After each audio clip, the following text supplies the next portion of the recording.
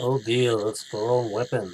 Hey everybody, it's Peter again, and this time we're gonna do Star Wars The Last Jedi Spoiler Edition.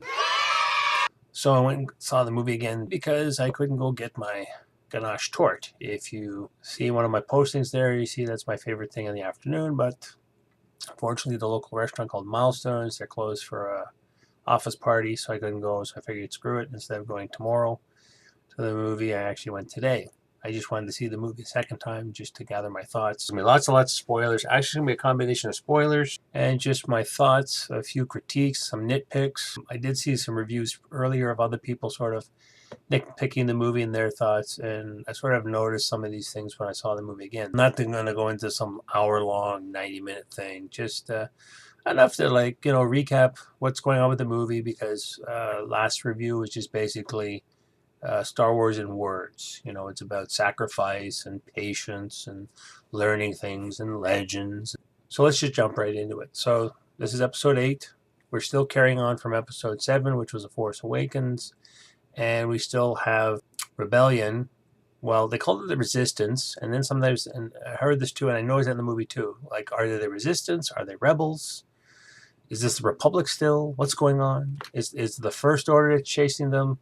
Is it the Empire? You know, everybody's got all these different names. It's still the same thing. A bunch of bad guys chasing the good guys. So after the opening crawl telling us what's basically the exposition of telling us what's happening to our heroes and where the story's starting off. They've just been overrun at their last rebel base.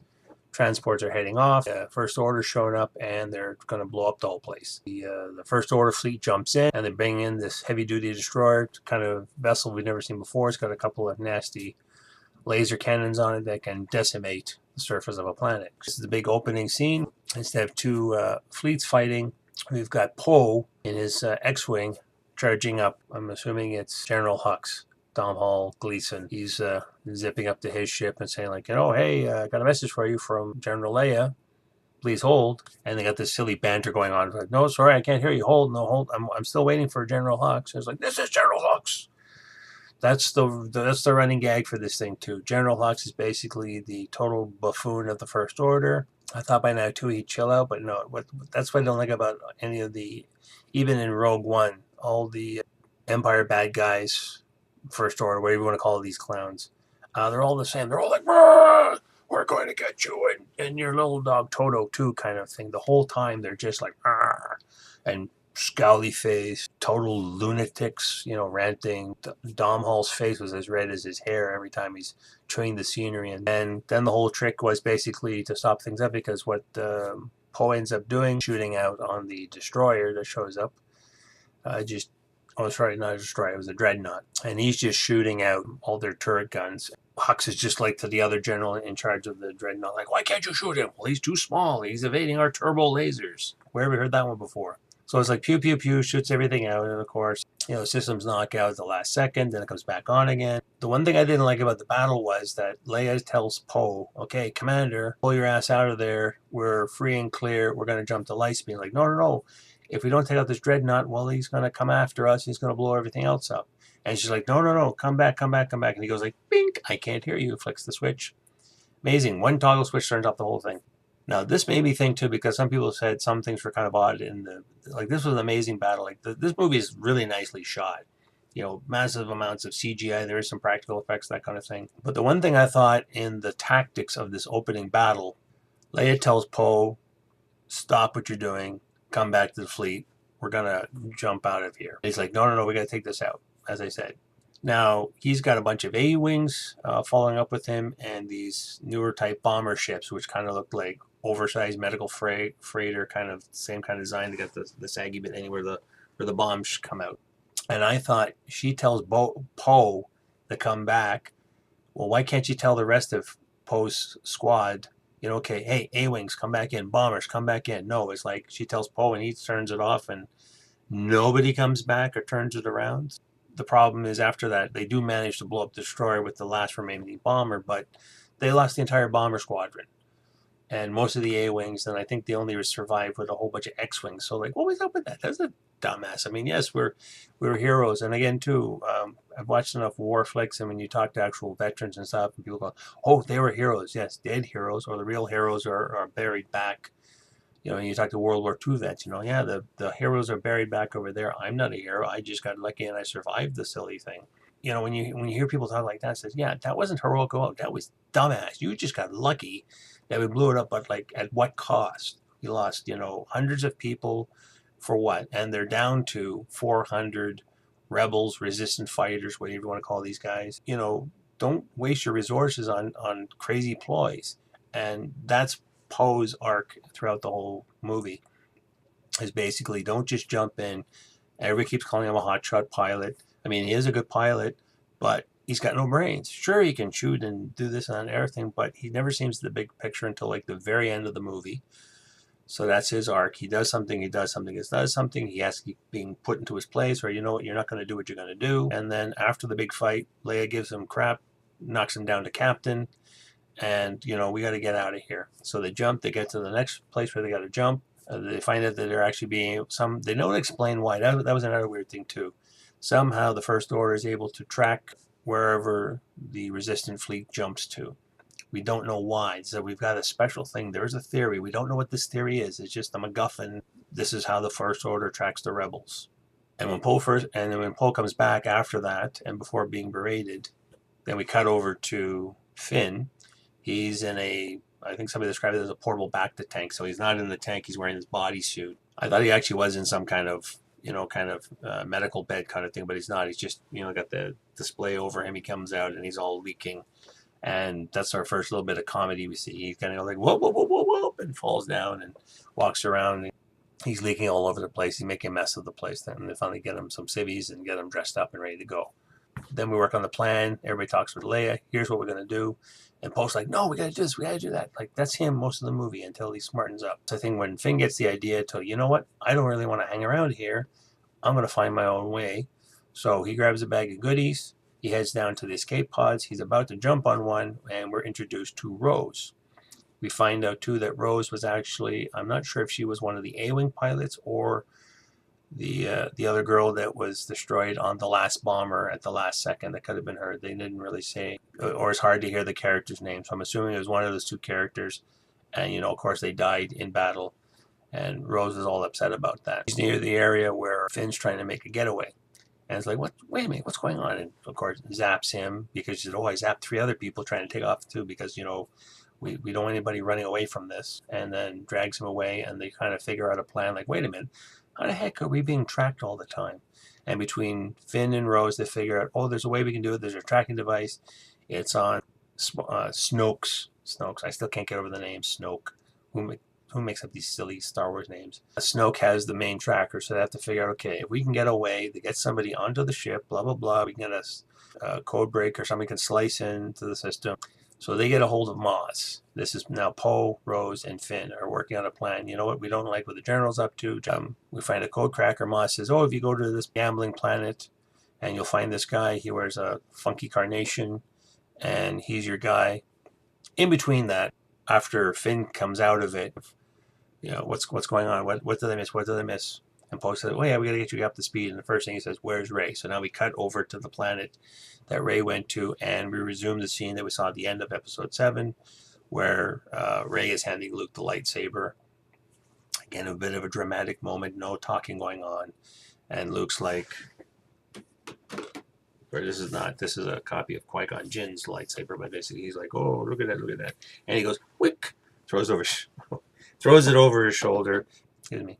I've seen some interviews with Mark Hamill, and what I gather too, he wasn't happy the way the director Rian Johnson went with his character. And when you see some of it too, it says, you would think Luke wouldn't be disgruntled or a grouchy old man hiding on an island because, and this is the weird thing too, and he said he didn't want to be found, but we spent the entire episode 7 movie, Force Awakens, trying to find this mysterious map that BB-8 was carrying. R2 had the rest of the map, and in the third act, look, there's a trail that leads all the way to Luke. Now, who created this trail leading to Luke? Because the way they were talking in episode 7, that there was a trail to follow, and now Luke is like, no, I just wanted to come to the island, live out my life, and die. I don't want to be involved in any of this. I don't want to be a Jedi anymore. I screwed up. So that kind of threw me too. It's like, what's going on with that?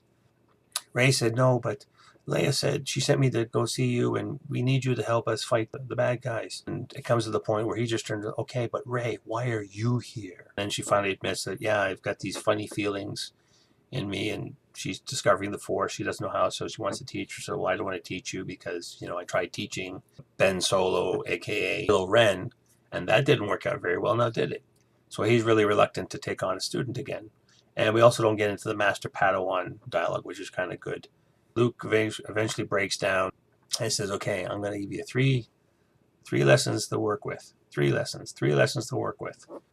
So the movie just flips back and forth between the characters. So you got Finn and Rose going to this planet where there's basically, instead of a cantina scene, you've got a casino scene, massive amounts of aliens, except them being disheveled aliens. They're rich and famous aliens. I mean, that most of these guys are rich and famous because profiteering. Find out later on, after we meet Del Toro, he actually has a significant role. He's actually not the person they find, but Rose and Finn, they finally get captured on the casino planet that they end up thrown in jail, and they bump into him, and he ends up being the code breaker, but not the code breaker that they were looking for.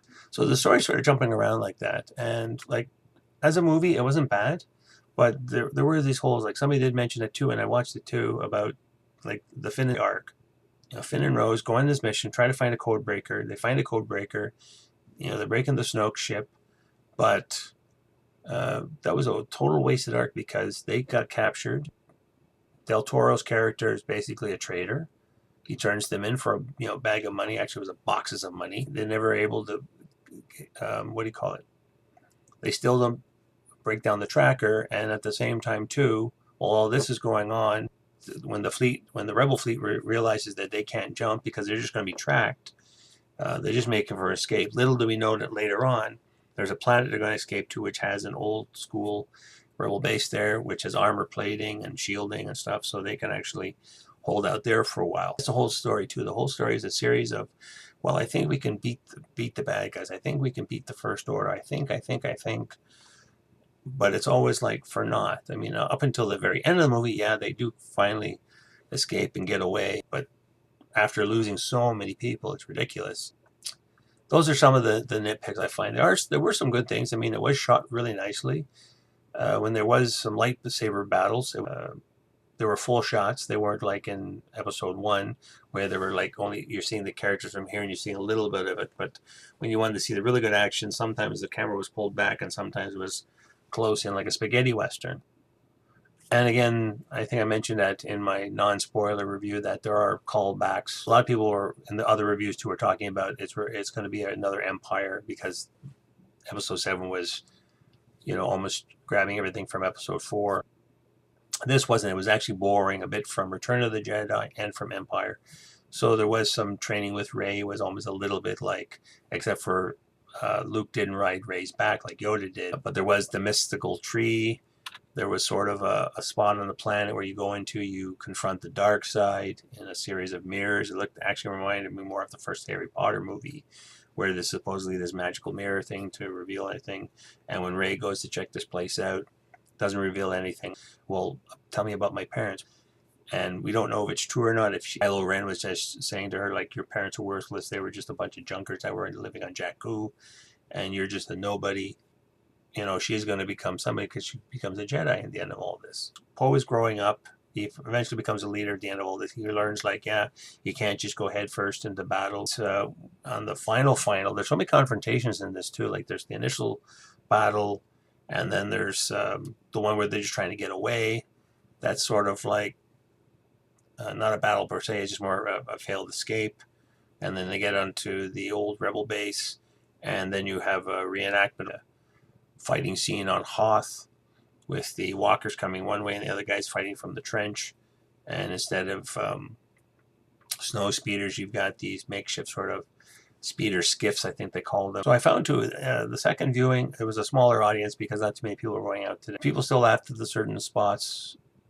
It's still not a bad movie, but still not great. I was thinking about too, a lot of movies nowadays too that I see, I don't have the elation I did like when I guess because I'm older, I'm not a kid anymore, but when I saw the first Star Wars, I was jumping up and down. When I've seen Wrath of Khan, same thing, this total elation. I think the last time I had a major elation in watching something, and I said to somebody again online, was when I saw the initial pilot for Agents of S.H.I.E.L.D. That was like, woo, Kid at Christmas, this is really fun. This is a good popcorn movie, but there are a few holes. Where are we going with this? And why are we doing this? And why would you have a plan like that? And things that you think are going to work are not going to work. The other downside I find with this too, it's a 2.5 hour movie. Yeah, and actually too, there was lots of comedy in this one as there wasn't before, but some of it was like too much comedy, or also too, I find too many aliens. Just lots of everything. There were just, I think that's why it was like 2.5 hours. The Cantina planet could have been a lot shorter. They could have zipped in, they could have zipped out. It's like, no, we have to show all these things. Seeing, when they're talking about, the rich going after the poor and, becoming downtrodden. Finn's like, well, no, this is a really nice place. And where did you grow up? And Rose says, no, we came from a mining community, and, we were beaten and told to do things, and we were weapon tested, and we had a really crappy life, so we're not happy with these kind of people that are profiteering off of our sufferings. There's all these life lessons to learn, and they're hurting creatures. Well, let's save the creatures. They're being used for horse racing.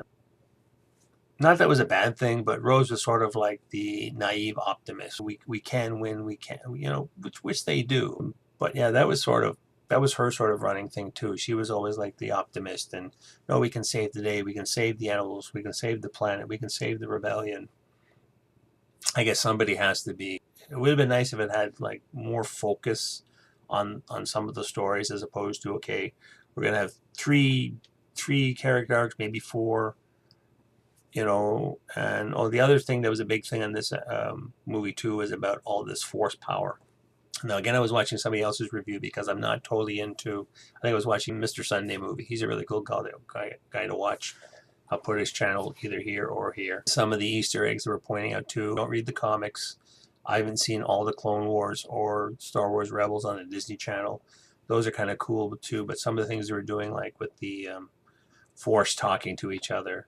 Snoke reveals later on too, like that was his plan to actually do this Force mind meld kind of idea, like we've seen in Star Trek Discovery between Sarek and Michael Burnham. And then there's like, I think they brought back again the Force telepathy. You can torture a person enough and just breathe into the mind, which we had in Episode 7. This was like the throne room scene in Return of the Jedi. Luke tries to grab his lightsaber. Well, there was a joke in that too, that Rey tries to do the same thing. I'm going to grab my lightsaber. Well, it goes whipping past her and zipping around the room, bonks her in the head, and goes back to Snoke's chair. And Snoke too, he was a bit overdone as well too. I'm so evil, and I've had this clever plan. He's almost like doing this, and not seeing Kylo Ren's plan of him killing Snoke. I just wanted to touch on some of these other points. I mean, there's so many points to touch on, but I don't want to go on for hours and hours. I mean, there are enough out there. Google reviews and you'll see all sorts of, hour-long, almost 2-hour-long discussions of the movie. If that's your thing, go for it. You know what to do. Put your comments of what you thought about it as well, if you haven't done my other review. And dislike, hit subscribe, hit the notification bell for more of my shenanigans, and see you in the next one.